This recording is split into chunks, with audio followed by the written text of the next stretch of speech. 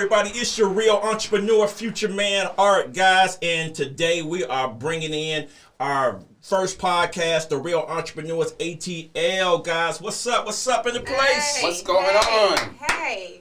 Hey, guys. What I want to do today is, because this is our first podcast, guys, and I just want to let you guys know a little bit about our podcast and what we're about. Our show is about identifying real entrepreneurs through exposing the do's and don'ts of entrepreneurs and to empower the business owners and audience, guys. And on it, you will hear real entrepreneurs talk about their journey in their business going up and down. You will hear entrepreneurs that never gave up on their dream and always market their business. Also, you will hear the details on entrepreneurs creating their business, guys. And you should listen to our podcast if you are an entrepreneur. Entrepreneurs who want to do better in their business and people who want to start their own business, guys. So that's what our podcast is about, guys. And what I want to do is I want to introduce myself. As I said in the beginning, guys, I am the real entrepreneur, future man, Art, guys. But my name is Arthur J. Mora, and I am the owner of Future Tech Software Academy, where I teach people how to earn in 3 months what a job will pay you in 1 year. I'm also the owner of Future Financial Services, home of the maximum tax refund. For some of you guys that's looking at us on video, I know a lot of you guys probably came and got some services done with me at my tax office. And guys, I've been in business now for over 25 years as an entrepreneur, going up and down, hitting all the bumps and bruises. So that's what makes me a real entrepreneur, guys. Yeah, loved it. I'm your lovely fine China from Atlantic City, New Jersey. I've worked in hospitality and customer service for over 15 years. I am the founder and owner of Quality Queen Carpet Cleaning Services, commercial and residential. That's right. That's right. And that's what makes me a real entrepreneur. Yes, and this is your boy, Mr. Vay. As you know, every day is a business day. I come from a background of 10 years of marketing. I've been doing marketing with different businesses, from clubs, restaurants, you name it. And that's what makes me a real entrepreneur. I'm very seasoned in the marketing industry. I have a marketing department, and this is what we do. So this is what makes me a real entrepreneur. That's right. That's right. And again, guys, in this podcast, guys, like I say, this is our first one. So, you know, hey, we getting on through there, guys, and we definitely want to bring to you everything that we can possibly bring to you about real entrepreneurs in ATL, and not just ATL, just real entrepreneurs all across the nation, guys. But we thrive on the 3 E's, guys. And what is our 3 E's? Elevate, encourage, and empower. That's right, guys. So what our goal for this show is, with everybody that we bring here, we want to make sure that we elevate them. We want to make sure we encourage them. And what else? We want to make sure we empower them. That's right. Hey, and with that said, guys, our guest today, before I show this brother, I just got to tell you guys just a little quick story about him. I was riding by the building, right? And I'm saying things like building because I don't want to just tell you guys exactly who he is, because I want him to tell you guys, you know. So I'm just gonna say building and brother, and then, you know, we're gonna get into the nuts and bolts of things. But I was riding by the building, and I seen the brother fixing on the building, because I was looking at the building. To be honest, I was looking at the building myself. For himself. Yes, he was. That's interesting. Mm-hmm. I was looking at the building myself. I was like, man, that's a nice building. Whoever get that building is gonna do something real phenomenal with that building. But I didn't know the person that was going to get the building was going to do something such a great job and bring something to the community that's just off the chain, everybody. So, but anyway, I was riding by, and I stopped, and I asked him, I said, what you doing? And the brother talked to me about what he was doing, and I was like, because I was already in the process of getting ready to start a podcast over in our tax office over in Jonesboro. And then I was talking to him. We was outside a little bit, and then, you know, I was just thinking, it's just a regular place, because I couldn't see inside. I saw inside before he had did all this work inside of here. But then he said, you know what? We was talking, had a good conversation, and then he said, come on in for a minute. When I came in, it just blew me away, guys. So, you know, if you guys looking to have any of these services, guys, once I talk about the services, this is the place to come to actually get this particular service once we get inside of it, guys. But when I got inside of here, it just blowed me away. And I said, you know what? I just want to be a part of this place and do our podcast here and then grow here because, and I told him, I never forget this. I said, you know what? Just coming in here, just really make me want to just do this thing that much more better. It Inspired gives you. Yeah, it gives you that motivation. Yeah, that motivation. And I know, you know, this is where dreams is created. So I understand that because once I came in here, I actually felt that. So with that said, guys, I want to introduce you to our first guest. Come on, let's get what applause there. I want to introduce you guys to our first guest. I read a lot about this brother, and we're going to get into it today. His name is Mike Mueller, if you guys don't know. M3 Creative, guys. Hey, Mike Mueller in the place. What's up, Mike? Hey, what's going on, guys? What's up? Thank y'all so much for first of all making M3 your home for your podcast. It's pretty surreal now to see other people coming in, using the space, building their dreams with the space, and making their stake in the community.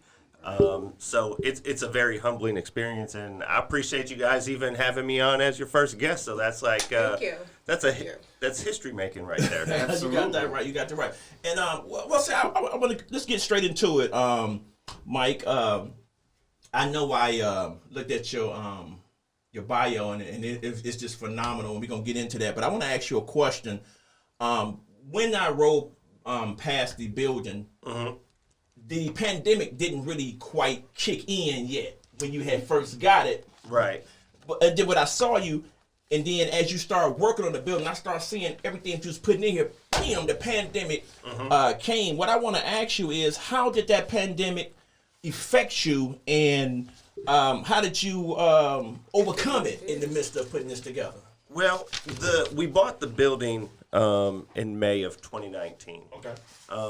So by the time the pandemic hit, it only with all the challenges, we'll say challenges, and things that we had to go through with the county, building department, fire marshal, all those wonderful pieces of government where creativity goes to die. Right. That it was only fitting that we opened in a pandemic. Based on the 12-month journey that it took us to get there. So, you know, you got to, when you get hit, I was hit so many times in the past 12 months, I just figured out a way to roll with it. So what it allowed us to do was open and kind of stress test the website, the booking process, these different things, how it was going to function. Because for the past 15 years, my business ran out of my home. So the building was new, and having a storefront was new. People stopping by and how all that was going to work was new. So it allowed us to open slowly and get those kinks figured out. I got you. So, with that said, all right. So, you said you've been operating out of your home. Now you just got to the building location. Have you ever had to turn down any clients? Yeah. I mean, not because I didn't want to work with them, but you know, sometimes I think as business owners, you know, we start at one level and we try to level up, and what people don't understand is that in order to continue operating at a higher level, that means prices change, quality changes, and those people that don't level up with you, you can't go back. Right. I can't go They backwards. fall behind. It's not a personal thing. Is business, right? So it's not that I don't want to do these things, but you know, my days of doing $500 videos are done. That's good. You know what I mean? Like I can't go backwards. I can't even pay my DP at $500. You know, so it's just a different thing. Like, you know, you want to grow when you start any business. That's so, right. That's kind of, so yeah, we do have to, we try to work with everyone's budget, but it's not always, it doesn't always work out. That's right. Yeah, respect that. And it's good you know, you said level up, because I know me personally, I used to do everything myself. Out of everything that I do, I used to do the training, the classes. I used to do the marketing. You know, I used to do everything until it got to a point where I started saying, you know what, it's time for me to start just paying other people to do those things at the same time too, and then I started watching myself go up at the same time too. So level up is a good thing, basically about what you're saying on that tip. But I understand what you're saying is, you're not turning down the business because the business is not, it's not worth it. It's just that you have gone to another level where you're dealing with another level of the business. Is that what you're saying? Not that business is bad. It's just you just at another level of the business, pretty much. And I think there's being in a media producer, it's a lot of, if you're not in the business of media, sometimes the sticker shock for people can, but it's just because the lack of education of them not knowing how, like, just the gear alone, like what we spend on gear alone is up there. So, there's different dynamics to it. So we try to educate the customers, and what I try to do is we definitely like to take newcomers, like aspiring filmmakers or people that create content, and if I can push them some work that was not something that we could do within a budget, but I can suggest it to hey, to someone else. We do that. It was not even outsourcing. It's just, hey, I pass it over to them. Hey, I got someone that's probably a little bit more in your budget range, and you can check them out. So that's perfect. I don't try to leave them without a solution. We try to always provide a solution, even if we're not the solution. I love it. I know I was looking at it in your bio saying that you from up in the Milwaukee, Wisconsin area. Yeah, 414. Yeah. So talk to me a little bit about that Wisconsin. How is it up there? And cold. It was cold up. Cold. Okay. Yes. When you was up there, was you doing the same thing or? No, I moved here when I was 20. So Okay. I've been in Atlanta for 20 years. Honestly, Milwaukee's a small city. It's like a mini Chicago basically, because we're about 45 minutes to an hour north of Chicago where I grew up, and it just wasn't. It's a real blue collar town, so it wasn't. The things I'm involved with now and the things that I've done has been not anything. It wasn't on the radar. It wasn't like a possibility. Okay. Up there, it just wasn't. It wasn't something that could take place. No, man. I never met a famous person. I never saw a famous person Oh, up there. okay. So Milwaukee is small. Man, one of the first famous people I met was Chris Tucker at a racetrack gas station on Christmas Eve getting gas right off of 138 here. Oh, you talking when you came here? Down here. Yeah, when I moved here. Okay. Yeah, You're yeah, talking yeah. about the differences between Yeah. running to people in Milwaukee. I was working second shift. I got off at midnight. I stopped at the gas station at racetrack, and I was like, dude, that tall dude looks so familiar. Okay. Chris Tucker. Right, Chris It was Tucker. crazy. Like, it's just it was a whole Were you different like, world. Chris, oh my God, or did No, you walk you- up to him? Did you like, hey, Chris, what's going on? No, like, because I didn't know what to do, so I was just like, hey, man, how you doing? Out the window. Like, it was just, I didn't even have a phone. Like, this was like 02. Like, I didn't even have like a way to take a picture. Right. So people, of course, naturally thought I was lying back home. Did he still had that high-pitched voice when you met him? Like, He didn't was say he, like, anything. calming He from didn't. that? He was just like, hey, He was like, "That's good." yeah. He was just in like, shock. hey, how you doing? Yeah. So Okay, it was, but still, like, nothing like that ever happened back home. Like, So let me ask you something, Chris. Chris. Chris. Sorry, Chris. I'm sorry. Who's Chris? My bad. Hit the green. Hit the green. Yeah. My bad. Hey, but Mike, we was talking about Chris, and it's crossed my mind. Sorry about that. But I'm looking here at your bio again, guys. Mike, and what I'm looking at is. When you got down here, it talks about back in 2005, but I see you was down here in 2002. But I see the name Ryan Cameron because, like I said, when I was looking, I hadn't looked at your bio. When I started looking at your bio, I seen that you did some extraordinary things and just really working with Ryan Cameron. How was that? How was that foundation? Oh, I mean, it was a whirlwind. It was a buddy of mine. He was on his way to work one day, and he was listening to the radio, and they were looking for their new interns, and it was super old school. Like you had to write a letter and mail it to the radio station. Right. I remember those days. Open it. So, and basically they wanted you to submit a letter saying why you would be the best intern. So I wrote the letter, sent it, and it was probably weeks. And then all of a sudden I got a call from someone at the radio station lining up an interview, right? So I get to the radio station, go in, and I walk into this conference room. It's everybody from the morning show. At that time, it was like Rashawn, Ali, CJ, Akini, and Ryan, and then maybe some Beyonce was the one of the co-producers, whatever. Okay. All these people at the walk in, I'm like, shit. Okay. Right. I'm sorry, do y'all cuss out here? Yeah. Okay. And some people do. Real podcast. Okay. The real entrepreneurs ATL. So I was like 23. I walk in 23, 24, something like that. Walk in the room, and they just start getting in the interview, asking questions, and at the time, it was just like, man. To me, they had like the coolest job ever because I was like, dude, y'all get paid to talk to people for 4 hours, listen to music, this, and that.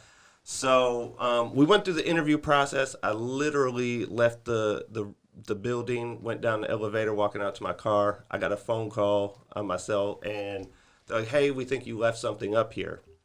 So I go upstairs. I'm like, I got my keys, I got my phone, I got my wallet. Like, I didn't show up with anything else. So I walk back in the conference room, and they throw this baggie with white powder in it. No. And they put it on the table. They said, hey, that was next to your chair when you got up. No. What the hell? And I was like, it wasn't. I said, it wasn't mine. I said, that ain't mine. I said, it was a joke. So it was like a gag or whatever, right? And they're like, no, if we were really impressed with your interview. If you want the role, then it's yours. It's yours. Perfect.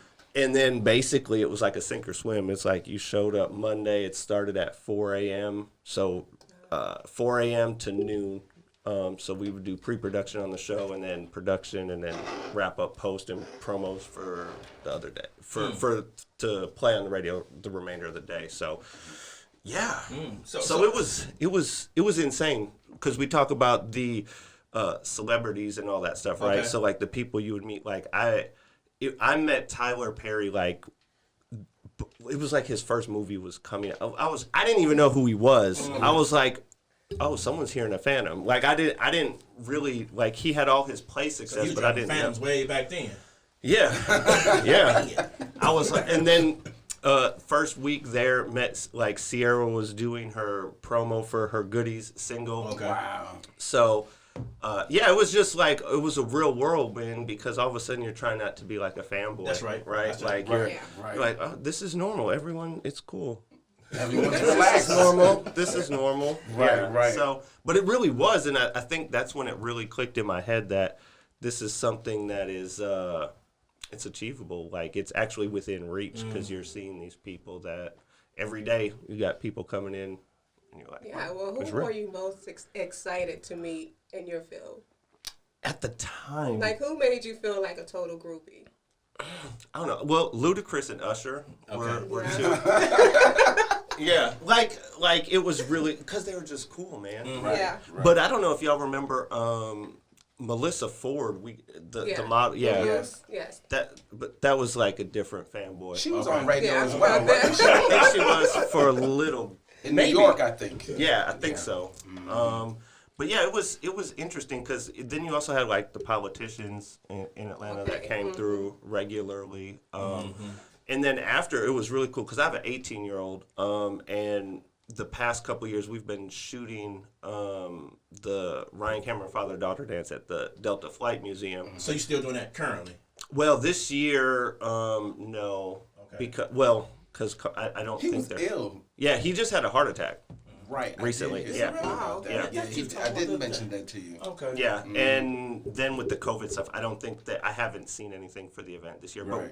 But like the past 3 years, we shot it, and I would take so on Father's Day, that's how me and my oldest son, we would go, and like the first time he came with me, it's like 2 Chainz was there with his kids, and it was like, he's like, oh God, it's just like, it's crazy. Breathtaking, like super cool. all these cool people. Yeah, yeah. So it's interesting. So yeah.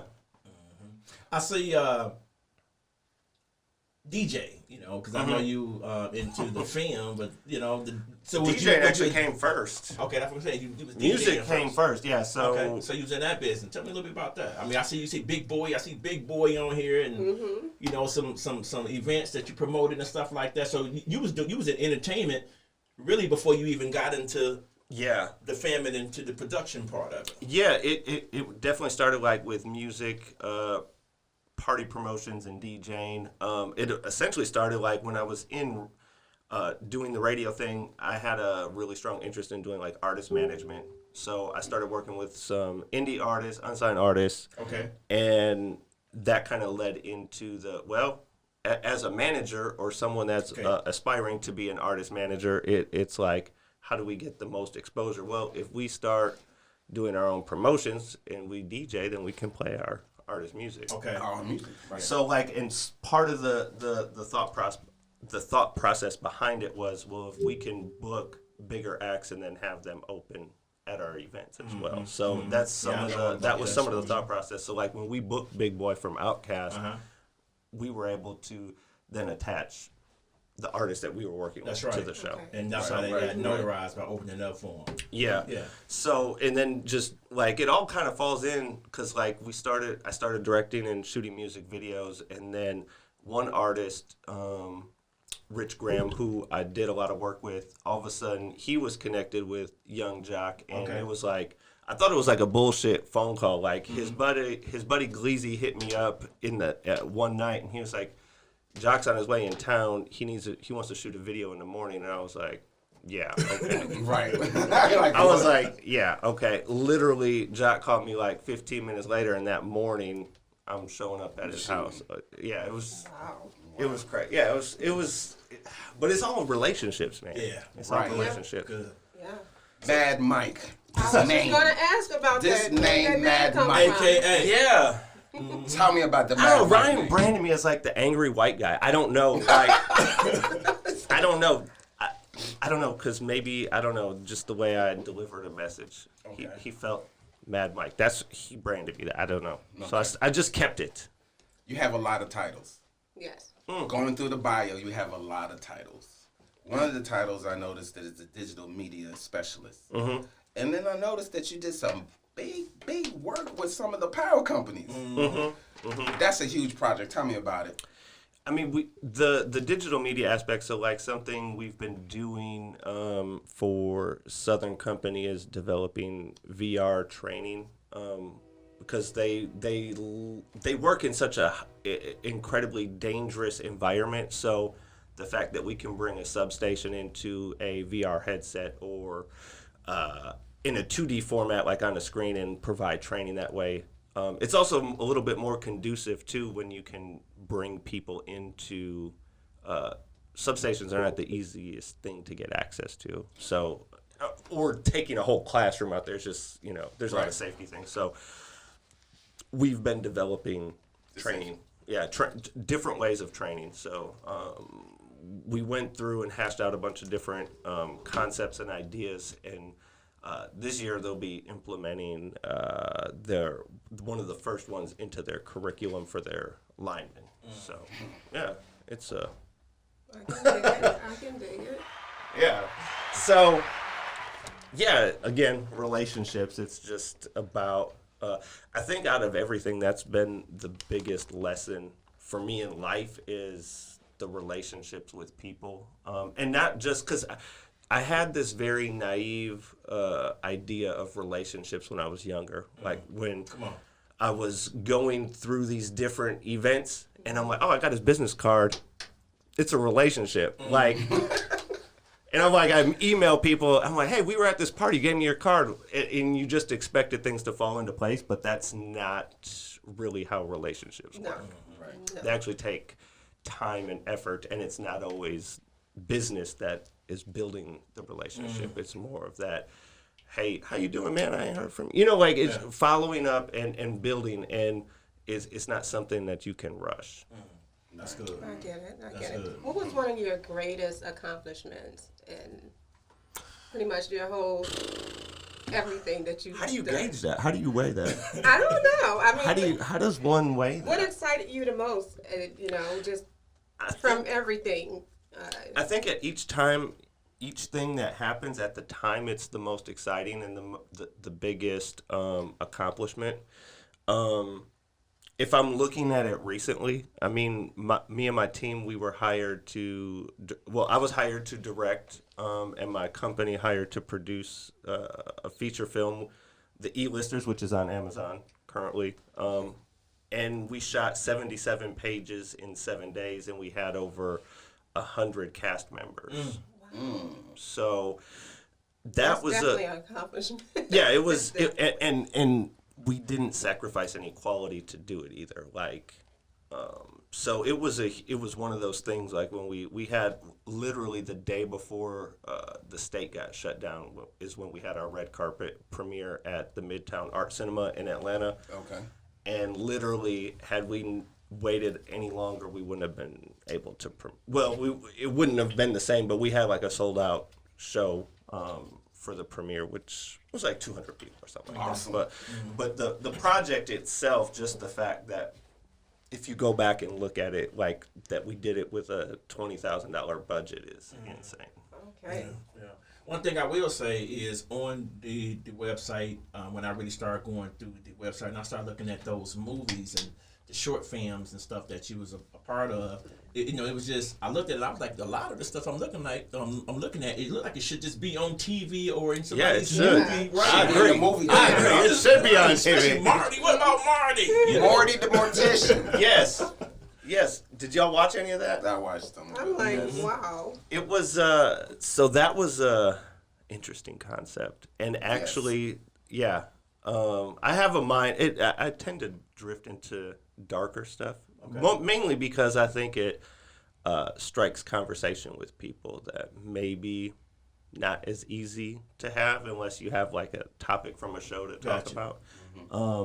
But we did cover. So basically, it's a mortician who talks to the dead as they cross over, and then there's it's almost like a psychology thing, and he actually thinks he's counseling them, but it's flipped where they're actually counseling him. Yeah, that's good. That's good. Yeah, and there was a lot of interesting things about that because it's a mortician, so we were actually the cadavers they're not props; those are real dead people that we shot around in. That is not Really? true. Wow. That is It's not true. 1,000% true. We actually shot in live operating funeral homes. Wow. That's different. Let me ask you this. Definitely. Really got into character. There was one, the very first day that we shot, everyone was crew was on a paranoia level. They're like, man, this formaldehyde is just like, it's really strong. And I'm like, oh, it's your mind playing tricks on you, whatever, right? I'll say, Right. yeah, it's nothing. We're good, right? So then we shot for maybe like 10 or 11 hours, and then the owner of the funeral home, who's the director and embalmer, she comes in after, make sure we got all our stuff, and she says, I think the formaldehyde's leaking. It's leaking. Wow.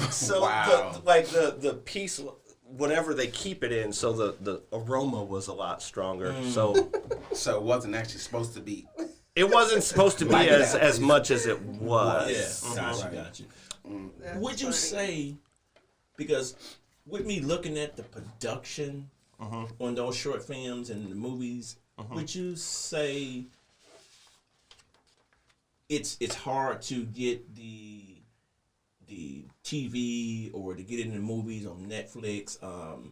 Is it hard? Because with those kind of movies that you shoot, and I'm just trying to find out, is it hard to place them? Well, I think the great thing for anybody aspiring to do any type of indie, whether it's a short film, a series, or feature, we're operating on a more level playing field than we ever have before because you don't need traditional methods to release content. Streaming is the new king, and like we're distributing through Amazon. Okay. So you look at the leverage Amazon has gone through. I don't even know how much money they've spent pushing their streaming service, which is Prime Video. So all of a sudden, we're able to say, hey, we're on Prime, and people are able to go there the same way they go to Hulu or Netflix. Okay. Hulu or Netflix, you're going to need I think it's called an aggregator that brokers, like, so there's different ways of selling it, whether it's international or national, and some are more difficult, like Netflix, Hulu, those are going to be a lot more difficult for an indie person like myself. However, there is an indie filmmaker here in Atlanta that's really making some incredible strides from a distribution aspect. So I want to wait until his stuff gets out there, because like it's like yeah. Like I want to make sure that just being able to have some of these closed door conversations, it's really interesting to see the options and really be able to promote it ourselves. Good.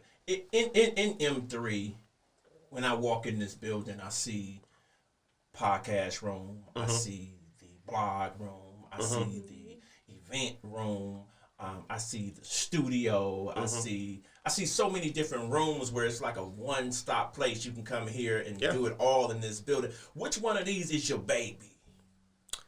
Your baby. Probably the editing. Editing. Yeah, that's where that's really where that's where the background for me out of this building starts. Is that's where the editing. Okay. Yeah, that's good. That's good. Mike, the family man. I'm sorry. Oh, good. Mike, the family man. Am I changing your subject? Okay, I'm sorry. Not at all. You're good. I would like to know, how do you separate the two from being a family man? I don't. You don't? Huh. No, I dragged my family along for the ride. Oh, wow. That's awesome. Yeah. That is That's a good way to awesome. do it. Yeah, I don't separate it. Everyone's involved. Everyone loves. Oh gosh, yeah. They I know they love what you. I know they love what you do. No, they love me. I don't love what you do. Well, Yeah, they of love course me. They love you. Yeah, because it's. I mean, it's just an adventure. It's a great adventure. And, you guys have traveled basically the world. So the very first short film that I did was called Belief. Okay. And it was very particular. The main scene in the film is in a church, and it was really important to have the right feel and the vibe of the church, not just any church. So it was like I found one. I talked to a guy. We're gonna go see it. So me, the wife, the kids, Sunday. We're gonna go check out this church. Everyone's all of a sudden we're riding On Sunday. On a Sunday. Yeah. Okay. We're riding.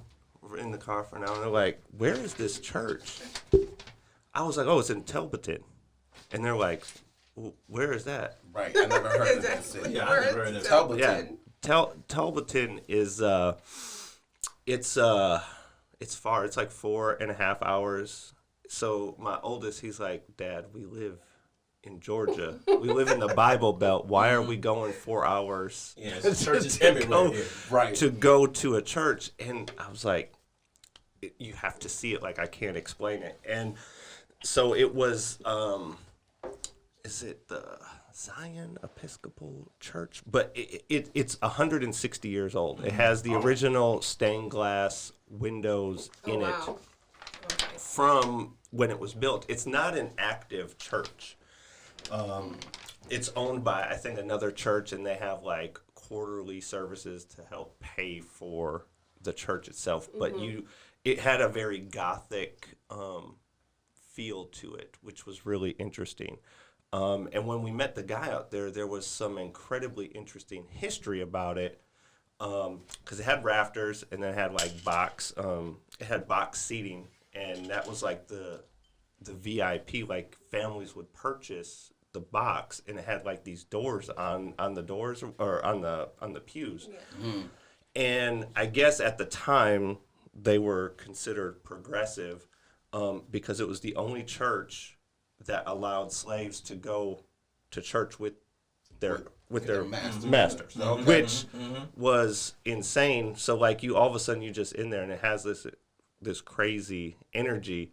And I like to push the envelope even further. So what we ended up doing, we casted a gay black man as the pastor to go back into that church. Oh my God. I have to look at that. I didn't see that. So I feel like that's being super, like it I don't want to say taking a shit on history, but I feel like it was I don't know. I just felt like if the ghost of this building could see what we're doing in here. Yeah. So, you know, it was 4-hour drive. It was Very worth it. interesting.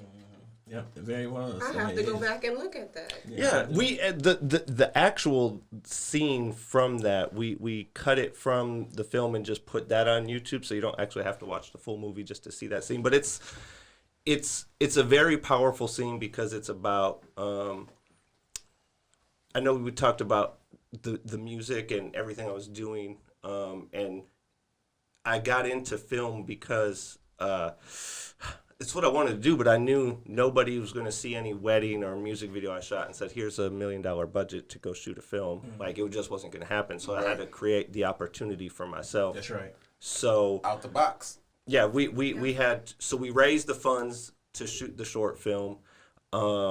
A good friend of mine, DeWitt, he was like, dude, you just need to write. Because I was like, I need a producer, I need a writer, I need all these things, and then I can go direct. And he was like, dude, just write, and if it sucks, no one ever has to read it. So I got it in my mind, okay, I'm going to write. So then I started thinking about what would be what would be attractive to everybody? What is a story everyone wants to hear? And I kept hitting roadblocks. So one night I'm sitting on the couch, everyone's gone to bed, and I'm like, what are my greatest fears as a husband, as a father, as a brother? And basically I created a story about a father who experienced all these fears, and that's what the story is about. So it challenges, So as a father, your worst nightmares, I fleshed it out through a character. So I got you. That's good. I've totally visualized everything. Yeah, I seen it. yeah, so you should definitely watch the full one. It's full you can watch a free one. You can watch it for free on Amazon. Okay. Thank you. You know what, Mike? I heard you say you write, but your baby is editing. But when I look at some of those films that you wrote, it looked like that's part of the baby too. Now, I like because that's some good writing. If the way I would I think filmmakers always struggle, especially on the indie level, with coming up with what do you do title, right? It's like, oh, I edit, I direct, I shoot, whatever. I've just learned to call myself a storyteller, because at the end of the day, that's just what it is.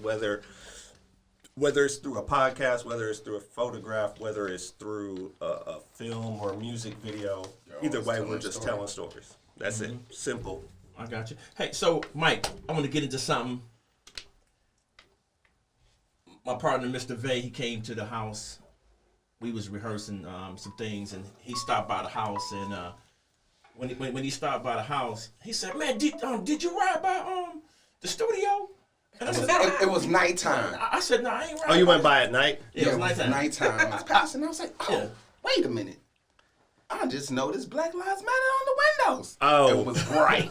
I was like, wow, did you see that? And when I said to him, I said, you know what? I said, let me go on the internet. And I went on the internet and on your social media and stuff, and I saw it and everything. And I was like, you know what? When I talk to Mike, I'm gonna ask Mike, what's your take on Black Lives Matter? What you, when you put that up there, what was you feeling? What was you thinking? I'm pushing the envelope now. I just want to see what you was, what's your take on that? Well, I think from just my 20 years here in Atlanta and the people that I consider family and friends, I think you guys have a different fear than I have when I leave the house. I'm more worried about dying in a car accident. I've never been worried when I got pulled over before. You see what I'm saying? Right. Those are, so I can't ever really understand, but I get it, if that makes sense. Like, I get it. And Yeah, I don't know, man. I just feel like the little voice I have, I just needed to use it because I wanted to.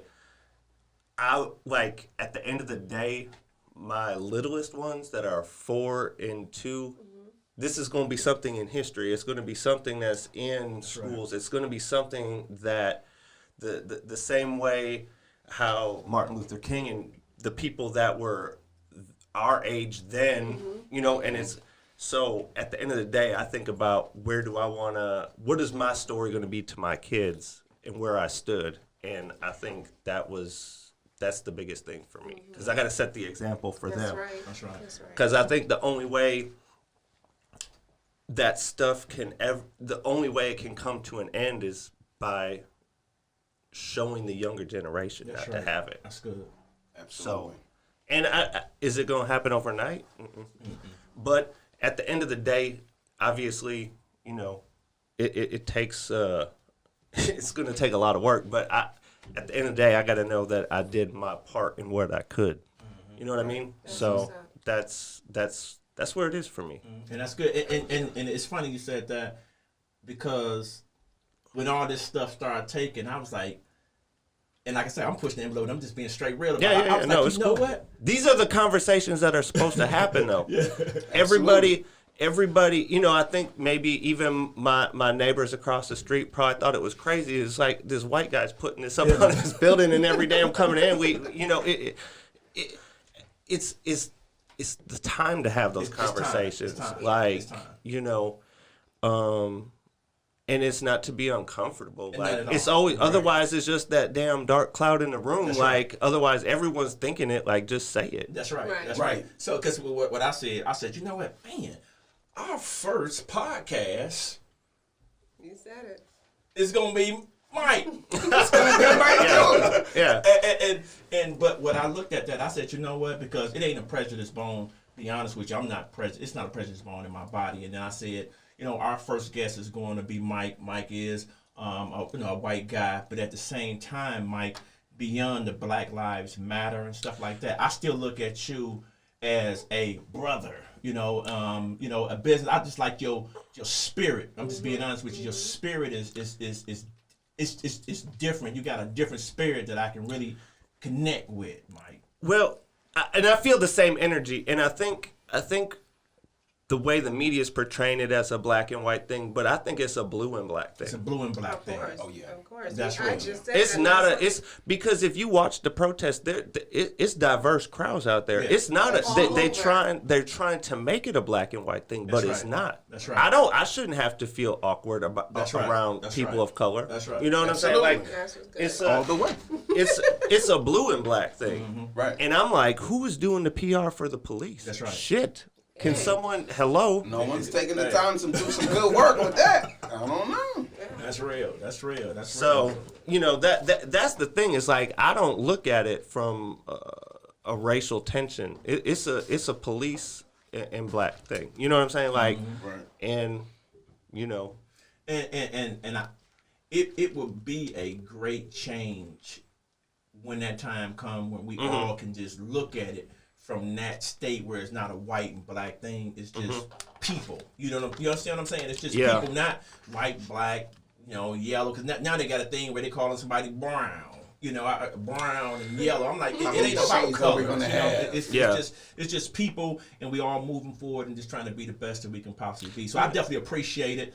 I know somebody on your timeline thanked you, and your response was, "Don't thank me." Yeah, no, write that down for me. That was deep when you said that. I'm just being honest. I mean, it's human. It's a human. It's a human element to it. Like it's not something I did for accolades. It's something like this. I'm standing with y'all. That's all I'm saying. Like you don't have to thank me for that. That's no right. more than you gotta. It's being human nature. It's good human nature. Like it's something we should be practicing because it's the right thing to do.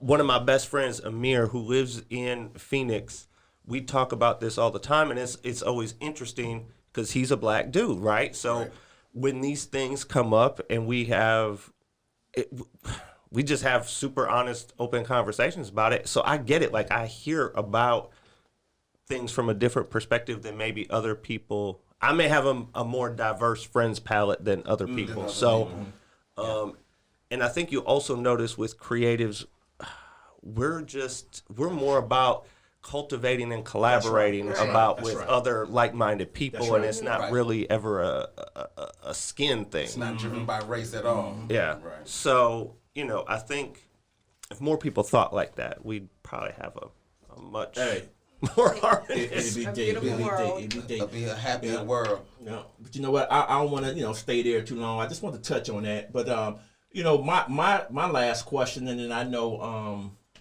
the lovely fine China and Mr. Ray got some more questions. But my question is, if you could change anything on your entrepreneur journey,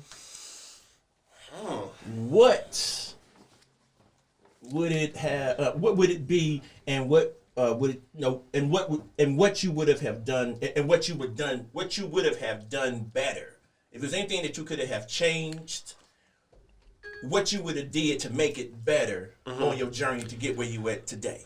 I think, especially going through the renovation process, I think I probably would have educated myself a little bit more on that. Because, I don't know if you've seen, pictures of what it looked like day one when we bought this building and walked in the door. Yes, I saw you struggle. There was nothing in A shell. It was a shit. Well, you went live. You went live at one point. Yeah, it was. About it. So, and I had really no idea dealing with contractors, subcontractors, all the different so I think I probably jumped in a little over my head in that, and I probably had I educated myself, maybe saved a little bit of money, doing a couple things differently. But I think that would be it, because the rest of the journey, if I start changing things, then all of a sudden the journey as a whole changes, because it's always an intricate pattern into how you got somewhere. What did it take for us to be sitting at this table? If you ever think about how many things each one of us had to do just to be sitting here, it's pretty crazy. So that's why I said I would have just changed things about the building process. We need an advocate in the county for small businesses, because they should not be making it as impossible as it is for small business to open up. Okay. Because your business is in Clayton County, right? Yeah, in Clayton. I don't know if it's as challenging in Clayton as it is. It is. It's all the same. But that process, that's a whole nother episode. Yeah, a whole nother episode. That's a whole nother episode. But with that said, on the journey, now we talked about the journey with the building, and I like what you said too. It's really not about what would you have done different in that perspective, but let's go back a little bit more. Just like you say, some things you saw in putting this together. Let's go back into your career, who you are now. Some things that you would have did a little different. I got something. Because I know it's something in your mind. I got something specific that I've actually spoke on with friends of mine. And when I was doing my internship with Ryan, I've always had this mentality, and maybe it's just the way I grew up in just there's a loyalty factor to me, right? And I think, not to say that I would, so I was thinking I'm gonna bust my ass as an intern, whatever. It doesn't matter if Ryan calls me at 2 a.m., he need me to come get him, whatever. I'm just gonna always show up, be available, and put it all out there. And I was assuming that thought process would land me into a permanent role or a job or something like that. But that's not really how that industry worked. What I didn't realize at the time, mainly to being young and not knowing the industry, was that all the things Ryan had me doing was to create opportunity and take it and build the relationships. But I didn't see it because I was concerned with being loyal. I didn't want him to think because when Usher had his Confessions tour and they're like, oh, go get the tickets from his mom's dance studio. And I'm being connected and getting FaceTime with people that I normally couldn't or wouldn't be able to. Right. Yeah. So over that time, it's like, oh, so when you spread your wings and fly, but I felt like that would have been being disloyal. So I always focused on just being loyal and doing that. So I think that's something I would have probably took more advantage of if I was going to go back and do It's something. relations. Yeah, And I keep hearing you say that, for everybody that's going to be watching and everybody, for everybody that's going to be watching and everybody that is watching, you've been saying that since you sat down at this table, that it's really about relationship. And It is. And that's true because I went through a lot of, back in the days I was promoting too. I did the 2 Chainz, I did all those concerts, but I never tried to connect with nobody because I didn't never want to feel like I was, a groupie or whatever. So I'll pay to get him in. I'll meet important people just like I would meet you and I'll deal with you for whatever we're going to deal with each other with just for that moment. And then I'll never even contact with you no more. And what I see is a lot of people, I missed the opportunity to just know a lot of people out here that's really doing some extraordinary things because I didn't keep the relationship with them. I just thought it was just going to be a one-time thing. And It's a skill set by it's itself. a skill set. It's a skill set to build that relationship. And like you said, it takes time. And it's not, because I was, thinking it was all about business too, but I heard you say something that was real important. It's not, the conversation is not always about business. It's personal too. You got to build a real relationship. And I took that myself too on just building relationships just from hearing you say that. And I know a lot of other people took that too that's going to be watching this podcast. Yeah, it's the most important piece of being an entrepreneur because we're all looking to connect in different ways. And, how do you market yourself in a relationship way to where when I want to be someone's first thought if they need a video. Right. Let me hit up Mike.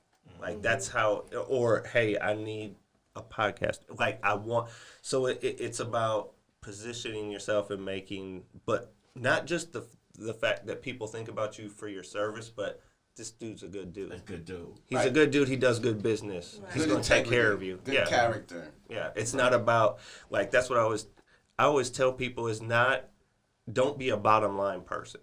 Like, don't just be about the dollar. Like, sometimes there's going to be opportunities that are worth more than the financial gain from a project. So you have to. Did y'all hear that? I hope you heard it. You have to look at it from every opportunity. You got to look at it from a big picture of you don't know who if you're just meeting somebody, I don't know who everybody So you know what I mean? Like and that's how you have to. That's how you have to approach it. That's real. That's real. I have. Okay, I'm sorry. Go ahead, Fine Time. Ladies first, right? Ladies first. Thank you. What's next for Mad Mike? Are you working on anything right now in particular that's actually yesterday I wasn't going to share this because I have a strategic mind. So yesterday we actually signed our very first artist. We did the contract signing yesterday. Congrats. I am not going. Thank you. Congratulations. Thank you very, very much. Yeah. So that is the interesting piece because I really thought I was done with music on that end, anyways. As far as, but it's funny how things just. Could you tell us if it's R&B, rap, country, rock? It's a female singer. She is. She's 15, and her voice is just awesome. incredible. That's good. Wonderful. That's good. Yeah. I'm glad I asked. Yeah, so that's that. In addition to, it's weird because like when people, I don't know if you guys ever go to any like small like mixers and they're always like, oh, what's your ideal customer? I'm like everybody. Right. Because everybody needs media, right? So that keeps our plate really diverse here. Like this past weekend, we were shooting a commercial for a trucking company, right? So I saw you on Facebook. You was heading there. Was it Saturday or something? You was heading? Yeah, it was Saturday. And it was in Union City. And then Sunday we did auditions for a short. It's just like it keeps us really diverse, which I really love that part because as a creative, I can't just sit and do one thing. That's right. Like I'll work on this project until I'm over it at the moment, and then I'll move on to. to I the gotta next jump. I probably touch 9, 10 different projects in a day. That's real. All right. So before we exit out of here, I got one more question. So the question is, what piece of advice are you going to give someone who's looking to start a business just like you right now? What would be? And I'm about to. I think I want to patent this saying because I've started. I've started putting it on shirts. Is the dream over everything, right? So Dream over everything. it first of all, if you're going to do a business, if you're going to start, man, you have to love it, whatever that is. That's right. You have to be truly passionate about it. You have to be an advocate for people in your industry, whatever that is. Entrepreneurs, are you listening? We make sure you listen. You have to be passionate about what you're looking to do. Passionate. Because I will tell you, I have won contracts or my company has gotten jobs, and it's not because we were the absolute best. I mean, our quality match other people, but there's not.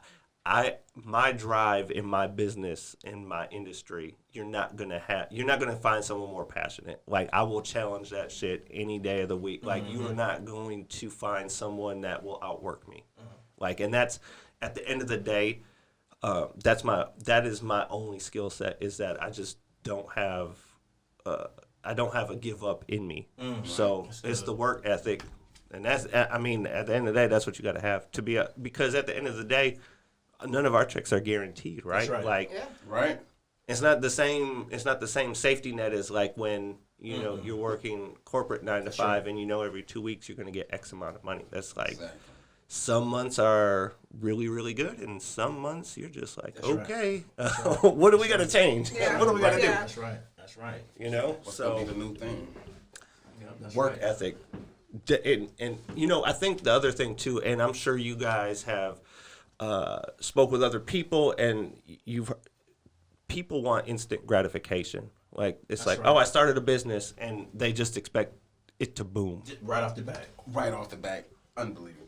So, as far as M3 Creative in the community, what is M3 Creative doing or going to do for the community in present time? What's something that you're going to give to the community? So since last year before the studio opened, we started an after-school program at Hampton High School where every Thursday for 2 hours we developed and worked on it was about 25 students, and we started through writing a script, and the goal was by the end of the school year to shoot and have a finished product. And then right before we were about to start shooting, COVID and all that. Oh, my. Okay. So we had a final script. We had all the details written out. But myself and Ashley, my studio manager, every Thursday we would go from 3 to 5 to Hampton High School and work with the kids because they were actually in the E-listers. Now, what's that? What is the E-listers? That's the E-listers is the feature film. It's On Amazon. Oh, you talking on about Amazon. Okay, Yeah. okay. So it's about the life of background actors. But they were their drama club was actually in the film. They had a really good part in it. And when I saw the talent and the hunger in there, and then talking with their drama teacher, a lot of them didn't want to. They'd rather be at school than at home. So that was kind of our piece where we came in for 2 hours a week and worked with them on developing film. And So hopefully after COVID, you guys can. yeah, we would. So I know there were some seniors in the class, so some of them won't be able to unless they want to come back. Right. But since the studio opened, one of the things that we're doing for small business in the community is that we're trying to. Well, last week we had a free social media for small business event, and then the week before that we did branding for small business. So each week or every other week, we haven't figured out the pace and looking for feedback from the community on what they would like. They're 1 hour sessions from 7 to 8 on Thursdays that we've been doing, just to help other small businesses get a grasp on the things that, it's like you could be great at whatever it is, but at the end of the day, like nobody, if it's not branding, if you're not selling visuals like myself for a living, those are going to be the things that you have a challenge with. But they're very important to your business, your brand and your marketing, and utilizing social media with a strategic plan is incredibly important, especially for small business, because it can make such a huge, like this is when we did our social media event last Thursday. I can tell you this building we're sitting in is because of social media. That's where my business was able to thrive. I don't think of social media. Yeah, I don't think my business wouldn't have thrived without social media the way it did. Now, I got a question on that social media, and on that social media, because I look at how you advertise content and stuff like that. Speak to the people about how important, because you say social media, but you can be on social media, but if your content and the things that you put on social media is not right, it's not going to really do anything for you. So it's that content that you're putting on there, and how important is that content, and should they invest in that content, or should a person just say, you know what, I'm just going to just do what I can do from what I do got, and hopefully that grow me? Or should you take the time and invest some money into your content to do, make your social media that much absolutely better? Well, the thing is at the end of the day, for any business, people, when you ask them what their marketing budget is, and some people say nothing or it's little, or marketing is everything for the business doesn't thrive without marketing. Like unless you're capped out on customers, and you don't need to market because you can't assist anybody else. And if you're not going to invest in yourself as an entrepreneur or a business owner, then I don't know what you're doing it for. So yeah, you definitely want, and it doesn't have to be expensive content. It just make it professional and clean content. Okay, professional and clean, professional and clean. But I think the way the approach that I took with social media was that I humanized my business, because I remember we said when we were talking about family and dividing line, and I said there isn't one. There's not one in my business and my personal life. Like, people that follow my social media see apart from, they see my kids, they see my wife, they see the events we're doing, but then it's all one, so it blends together, because this is my life and that's my life. Like, there's not a difference. They want to see both sides. So it's not always about trying to drive a sales pitch to somebody. Like, people know what I do. I don't have to tell them. Every post doesn't have to be book me, hire me, rent me, use my studio. People know it's there. I'll do target ads to people that don't know me to sell those services. But I'm fortunate that people are just interested in the behind the scenes stuff of what goes on at a studio, or what goes on a set, or a music video, or whatever. And so I guess it's beneficial to do cool shit, right? That's right. So now I see that you're looking for some. You put out an ad saying you're looking for some salesperson. Yeah, some salesperson. So on air, what you looking for?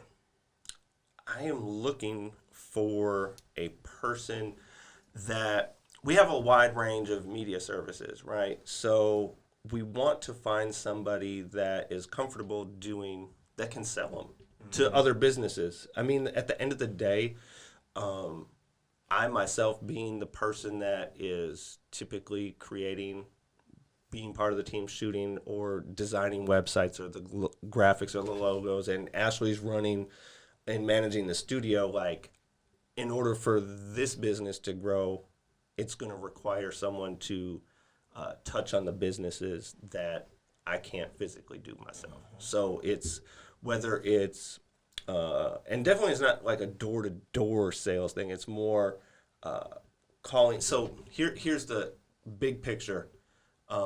We would target people that are spending marketing money already. For example, like you see, like this salesperson, hey, I need everybody I want you to sit and get everybody's info that's running digital billboards in the county.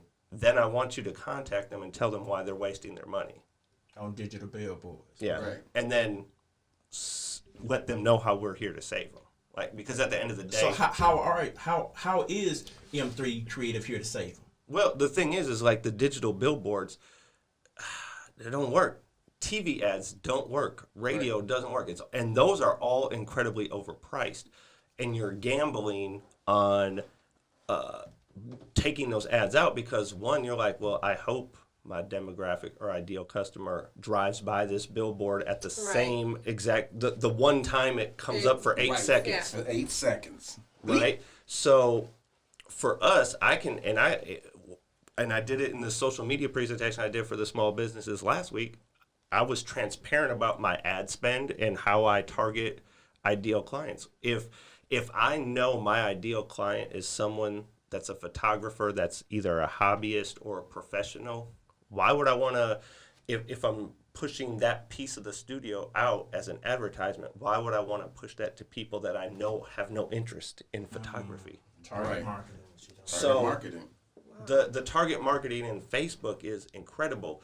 For example, for someone that does has wedding services, did you know you can target people that are friends with somebody that's got engaged within the past 6 months in the hopes that they see the ad and say, oh, so-and-so's about to get married.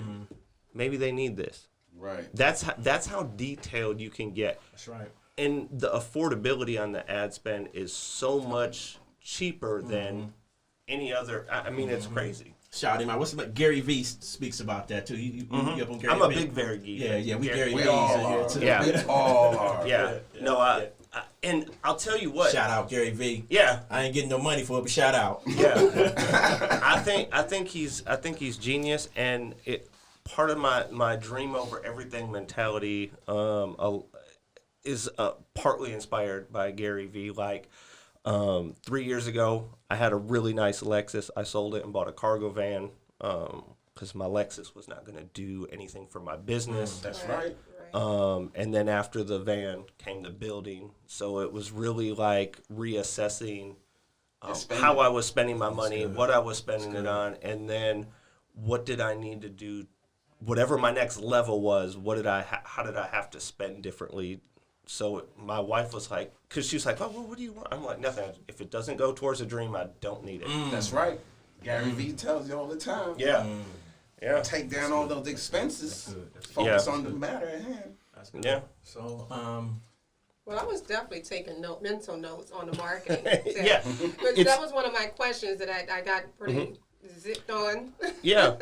Well, and two, it was, for example, there was a lady that came to the event last week, and her husband owns like a duct cleaning system. okay. And her question was, why, there's only so many pictures of dusty ducks before and after for social media. She's like, how do you keep up, or how do you make that, how do you have a strategy or plan for your content? And I'm like, well, it's easy. You just have to be the advocate in that industry. So like if you're coming into the summertime and you need your ducts cleaned, because hey, there's nothing better than a selling tool than a puppy dog or a child. You start putting them in your ads, and this is the stuff that's true. affecting the way they breathe, and I mean, all of a sudden now you have like endless marketing and things that will identify with people, because she was right. At the end of the day, those before and after, they're not doing the job, but if all of a sudden you make it relatable for people. So it's just looking outside the box of, you don't have to advertise what it is. It's advertise it in the way people aren't looking at it or thinking about it. You know what I mean? That's how you have to market it. And that's deep because we just bought bikes. Big ups to me and the lovely fine China. We just bought bikes for us and the kids, and we went and bought some bikes through Marketplace. And all I did was bought a bike, and now I get bike advertisement coming through my Facebook from everywhere. I ain't asked for it. It's just because we went to Marketplace and bought a bike, and now we get bike ads, all kind of stuff. The that bikes algorithm. is just coming through our. You probably Facebook. would have even if you wouldn't have purchased them through Marketplace, you probably would still get them just because you searched. So it's just retargeting. And that's how that's what makes the social media so phenomenal right now. If you advertise, so for instance, if you got a studio and somebody go in and search studio, but you advertising on Facebook in such a way, then your advertisement will start popping up too, just because they search studios, correct? Yeah. Films. Well, it's the same thing with Google and Yelp. Like all these, there's so many tools out there, and I think if you're starting a business or you own a business and you're not maximizing these things, you're doing the only person you're hurting is yourself. It's a disservice to yourself and your business, because these are the things that people are using to find new businesses and services. You know what I mean? So you mentioned you have a tax business, right? I think that's a really easy business to market, because tax can get super complicated for people. But if you start doing educational pieces to where, you know, and it's something Gary Vee says, and I'm a huge advocate of it. When he talks about providing value with no expectations in return. And I feel like that's being the advocate in your industry for people. And that's something that's huge. Yeah. I just want to myself personally thank you, Michael, for doing this interview with us, and for the people out there. This is what we're about. We are strictly about real entrepreneurs and exposing and bringing the real entrepreneurs to the table, so that you guys out there can see what our real entrepreneurs go through to get to where they're at. And it's maybe something inside of what Michael said, and any one of our real entrepreneurs that we bring to the table. What they say could be something that could help you in your business go to the next level. Because like I say, we come to the table and our number one goal is the 3 E's. What's the 3 E's, guys? Elevate, empower, and encourage. So every time we bring somebody here, you're going to be elevated, empowered, and encouraged. And I want to say this to you, Mike. Today, you really have, just with me personally, hit me with 3 E's. You elevated me, you empowered me, and you encouraged me all at the same time. So if you did that to me, I know you did that to the people out there. Well, and I think it's really awesome what you guys are doing, because there's small business owners, entrepreneurs. There's not really a club for us, right? And I think there's always strength in numbers, and cultivating that experience. What you guys are doing, I think that's a great thing, and bringing people from all different business backgrounds together. And I think there's only great things that can come out of that when you start mixing like-minded people together. I think it's only greatness can come out of that. So kudos to you guys for even having the vision to do it. Appreciate it, Mike. Appreciate it. Mike, your last words. What would you say to the people out there that's trying to go to the next level in whatever business that they're trying to go to, and we don't cap it off? Yeah. I'm gonna go back to the dream over everything, man. You got it. Okay. It's got to come first if you want it to thrive and succeed. Put that on a T-shirt. I do. I actually have it on a shirt. I do. I have it on a sweater. Okay. So, you can buy them. You can buy them at m3creative.net. Yeah. Okay. I'll be sure to purchase one. Yeah. Thank you. We have them in T-shirts, hoodies. It is available. I'm not being funny. It's no, I know it is. One thing we got coming up too, and I was talking to you about it. We got the Real Entrepreneurs ATL family. We are behind the scenes. I'm gonna say just a little bit about it for the people. We are working on a reality show behind the scenes with the Real Entrepreneurs ATL family, and that's something that I want to definitely be talking to you about in the future, as I told you before, because I think that's gonna be something phenomenal, guys. So just definitely stay tuned. I'm not gonna talk much about it, but the Real Entrepreneurs ATL family reality show is something that we in the makings of writing and trying to put together, and I definitely want to get with you on some of your expertise to help us put that thing together and see if we can gel together with it and make it happen.